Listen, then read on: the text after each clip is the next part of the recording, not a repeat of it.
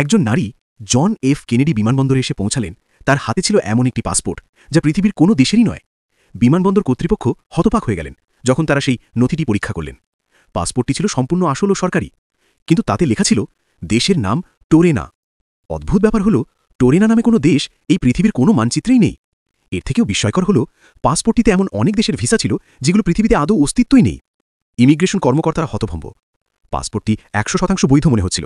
এতে ছিল biometric data, hologram, এমনকি আসল বর্ডার স্ট্যাম্পও। আর সেই নারী সম্পূর্ণ স্বাভাবিক, শান্ত, ভদ্র ও আত্মবিশ্বাসী।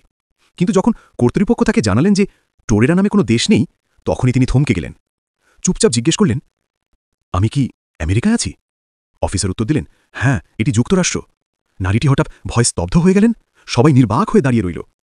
কর্তৃপক্ষ নিরাপত্তার স্বার্থে তাকে একটি সেফ রুমে রাখল। কিন্তু কয়েক ঘণ্টা পর তিনি অদৃশ্য হয়ে গেলেন। না কোনো চিহ্ন, না আঙুলের ছাপ, না কোনো জিনিসপত্র, কিছুই রইল না। কেউ তাকে বের হতে দেখেনি, কোনো সিসিটিভিতেও ধরা পড়েনি। মনে হলো তিনি যেন বাতাসে মিলিয়ে গেছেন। তাহলে তিনি কে ছিলেন? একজন প্রতারক যার কাছে ছিল উন্নত প্রযুক্তি? নাকি সময় ভ্রমণকারী যিনি ভুল করে অন্য জগতে চলে এসেছেন? নাকি অন্য কোনো মাত্রা থেকে আগত একজন নারী যিনি হঠাৎ আমাদের জগতে এসে পড়েছেন?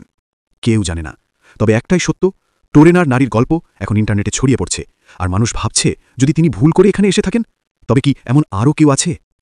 এটাই এখন সোশ্যাল মিডিয়ায় ভাইরাল হওয়া এক রহস্যময় গল্প। ধন্যবাদ দেখার জন্য। আবার দেখা হবে পরবর্তী গল্পে।